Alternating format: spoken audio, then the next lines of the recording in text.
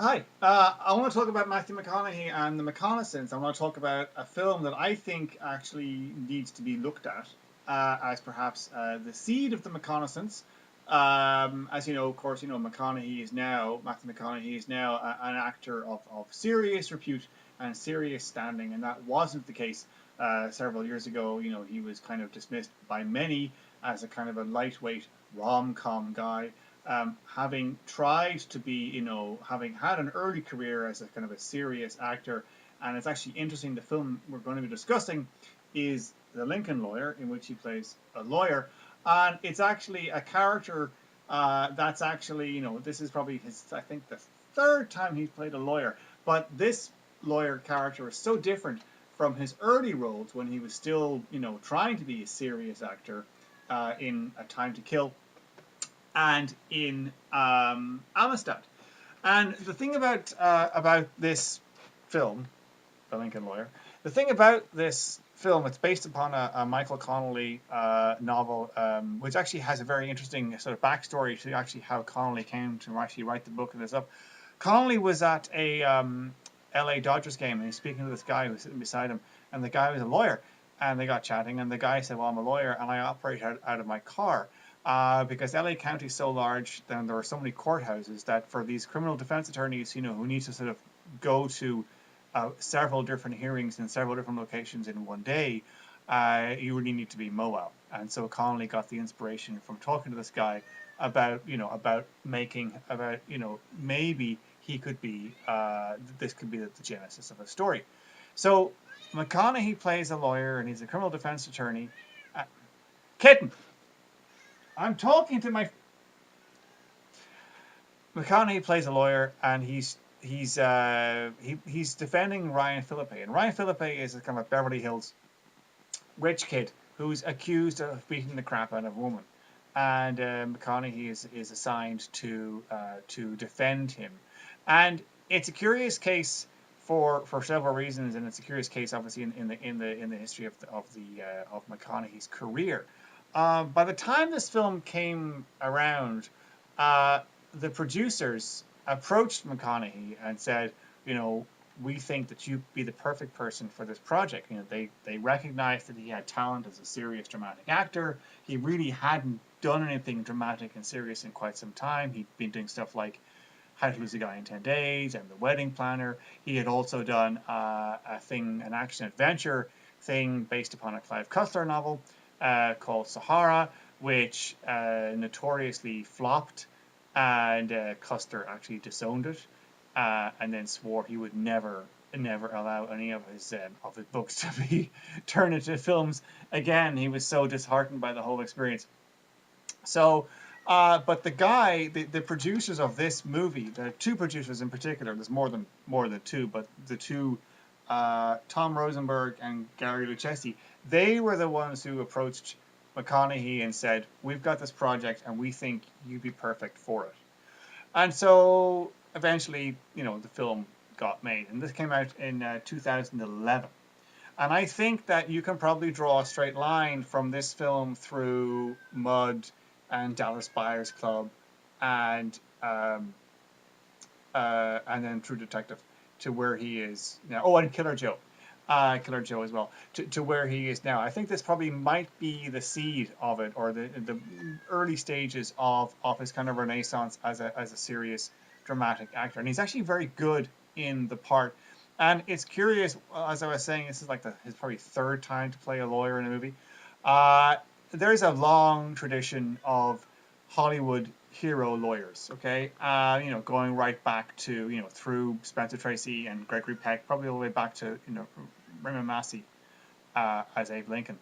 And, and of course, McConaughey played a hero lawyer, a hero, idealistic hero lawyer defending, a guy charged with murder in A Time to Kill. And then he also played a hero idealistic lawyer in Amistad. The lawyer he plays in this film is really quite a different kind of lawyer. I mean, he is a defense attorney, but he's far more streetwise than those other two characters. He doesn't break the rules, but he certainly bends the rules. And the film really makes the point that if you want to be a criminal defense attorney, you really have to have a bit of a criminal in you. And so, this film I think is very interesting because, we've all seen in a million times in courtroom dramas the scene, where the prosecution and the defense, stand to one side in a corner and, and plea bargain and negotiate. And we've all seen the scene like where the judge holds the two of them into his chambers and, reads them the riot act. We've all seen those scenes, and this film has scenes like that. But it also has, stuff that you don't see. It's got stuff like, where the lawyer bribes the clerk to get his client released from the pen earlier than his position on the list. So it's got a lot of stuff like that going on. I wouldn't say that McConaughey's character is a sleazy lawyer. Like, he's not a slimy lawyer at all. But as I say, he does bend the rules. Like, he's a hustler. He's very streetwise. He pulls a couple of fast ones, on colleagues and on clients. Which I'll get to in a second, because he has these biker clients, and the screenplay is very clever. There's a biker subplot, which is buried so deep into the story that you don't pay attention to it. Like, it shows up in the first 5 minutes, and then it doesn't reappear until pretty much the very, very end. And it's such a clever thing because the seed is planted in the first 5 minutes, and then it blooms in the third act. So it's very cleverly constructed in that respect. So the character that McConaughey plays, and he's fantastic in this role. I mean, he's full of McConaughey charisma. Yes, ladies, he does take off his shirt, but it's not a he's cocky, but it's not the kind of cocky, arrogant McConaughey of the rom-com thing. It's a cocky, arrogant McConaughey who actually sort of like has some flaws to his character, and it kind of acknowledges some of those flaws. It does hit several standard legal thriller beats, but I think one of the interesting things about it is, and I won't say why because I don't want to spoil it because it's kind of central to the whole plot, is that it's a on the one hand it's a standard hero lawyer defending a man who is claiming his innocence. But at the same time, it also kind of subverts all the conventions of that genre. And he's not really a hero lawyer. He's more like an anti-hero lawyer. Ryan Phillippe is extremely well cast, I think. I haven't frankly seen, and now that I've just watched this film again, I've been trying to think the last time I actually watched Ryan Phillippe in something. I'm not a huge fan of Ryan Phillippe. I find there's something kind of cold and off-putting about him, and I think that's actually why he's so good in this, because he's playing a hang on, I have to pet the cat. He's playing a kind of a hateful, arrogant character who's cocky and who's this rich kid who drives this Maserati and is kind of a hateful guy, and his kind of coldness and his kind of like off-putting persona really works well with this arrogant Beverly Hills rich kid character, and the two, McConaughey and he, play off very well against each other. The film also features the great William H. Macy in a very non-William H. Macy role, and of course Macy had been in Sahara with McConaughey, and he's here and he's got like long hair and a big bushy mustache. I'm guessing this is probably around the time he was just starting to do Shameless. And he's great. Like he's like McConaughey's best friend, and he's his private investigator, and he's very good. It does have the standard cliche of a hero lawyer, defense attorney. His ex-wife, his beautiful, sexy ex-wife, who's played by Marissa Tomei, is the prosecutor. The film also features discount Matthew McConaughey, Josh Lucas. And it has, in a couple of smaller roles, some really wonderful casting, and especially now from the perspective of 2014, it's rather prophetic actually in terms of the way some of these actors' careers have taken off. The great Shea Whigham, who was one of my favorite parts of Boardwalk Empire. He played Buscemi's brother in Boardwalk Empire, and he's also in True Detective with McConaughey, he plays the preacher, and I'm going to put up a link to a deleted scene from True Detective, which is basically the full sermon that he gives, and it's fantastic. He's in this in like a really, really minor role, but it's a crucial role in terms of the plot, and he's great. Great, great, great. Also, the superb Michael Pena, who I just spoke about the other day, who's in Fury. He's in this, and again, in a very small but very, very crucial role in terms of the plot, and he's brilliant. As is John Leguizamo, Benny Blanco from the Bronx, and he's always good. So like Pena and Leguizamo and Shea Wiggum are just great. But also Bryan Cranston shows up in this film in a small supporting part, and the very pretty girl from whose name I forget. I'm sorry. The very, very pretty girl from I don't know your name, honey, but I've had a crush on you for years. The very pretty girl she's in Bones. She's the one who does the drawings. The one who in Bones, her dad is the guy from the ZZ Top. Her, she's in it, and also Michael Pare is in this film. Now I can't think the last time I saw Michael Pare, and it's bizarre seeing him show up. He plays like kind of a tough, surly cop. Michael Pare is turning into Tom Berenger.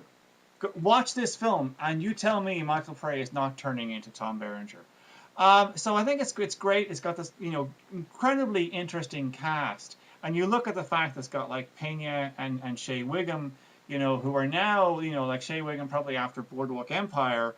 Well, I don't think he could probably write his own ticket, but he certainly, probably gets far more meetings in Hollywood than he ever did before. Michael Pena has just been going from strength to strength to strength. I mean, like you look at, the stuff he's done the last couple of years, he's never less than interesting. And I think that Michael Pena should basically be a far bigger star than he actually is. Yeah,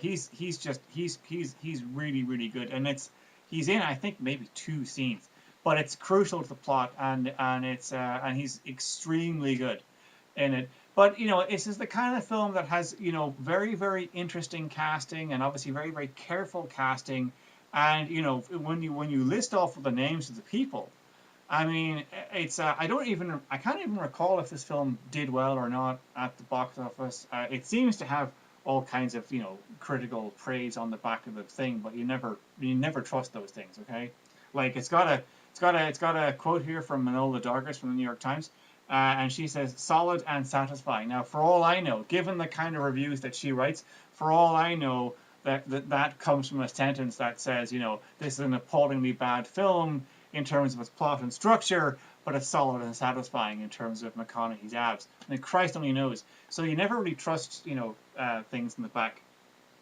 But it's, but you look at the casting, and like it's kind of like a miracle cast in some respects. Like you don't get. I mean, I can't. If they tried to make this film today, 3 years later, with this cast, it would probably cost a hell of a lot more money. Because I'm sure that McConaughey can charge a lot more now than he could back in 2011. I'm fairly certain of that. As can William H. Macy, as could Pena, as could Bryan Cranston. Even though he's only there for a couple of scenes, he could charge a lot to be there. So I think in that respect, this is kind of like a little miracle cast. I mean, not that this is like a small little indie movie. This is a big Hollywood, big budget studio production. But I do think it's very interesting in terms of what it shows about Los Angeles. It shows like a side of Los Angeles that you don't really see very much. And like I say, it shows a side of like legal courtroom dramas that we don't really get to see that often on the big screen. And it features, as I say, this phenomenal performance from McConaughey. Like it's it's breezy and charming and cocky, but it's also there's a lot of hurt there, because there's a whole kind of subplot about it's a cliched subplot involving him and his ex-wife and their daughter and that kind of stuff. And it does have like a lot of, as I say, like standard thriller-y things in terms of the plot going on. Also, sorry, Frances Fisher, the great Frances Fisher, shows up in this. Frances Fisher is very strange, Frances Fisher, because the first time I can remember seeing Frances Fisher, she was playing a whore in Unforgiven. And then the next time I remember seeing her was several years later, and she was showing up in Titanic as a kind of a snooty as Kate Winslet's snooty mother. And she now, obviously based upon Titanic, everyone seems to have forgotten her playing, like, pioneer whores in the Old West, and everyone now seems to want to cast her to play these kind of snooty rich types. She plays Philippe's mother. But yeah, it's a good film, and I have to say it is well worth watching. If you haven't seen it, I would recommend it, and if you have seen it, I would recommend that you kind of watch it again. And you can see the fact that there really is, McConaughey. There's no question that McConaughey is a charismatic and talented actor, and you can kind of really see. Yes, Kitten, I know. You can kind of really see the roots of that in right. You can kind of really see the roots of it in this film. I would also recommend that you go and watch Killer Joe, which is a film of a very different order completely. I don't even know if it really got seen. It was based on a stage play, and it's very stage play-ish, and maybe some other time I'll talk about Killer Joe.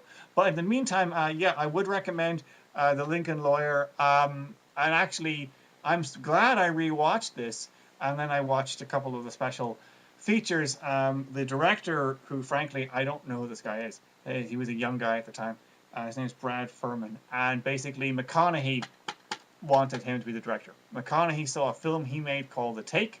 So if any of you out there have seen The Take, please drop me a line and let me know what The Take is like, because I have to go now look for it, because by all accounts it's quite good, and I guess Leguizamo's in it as well.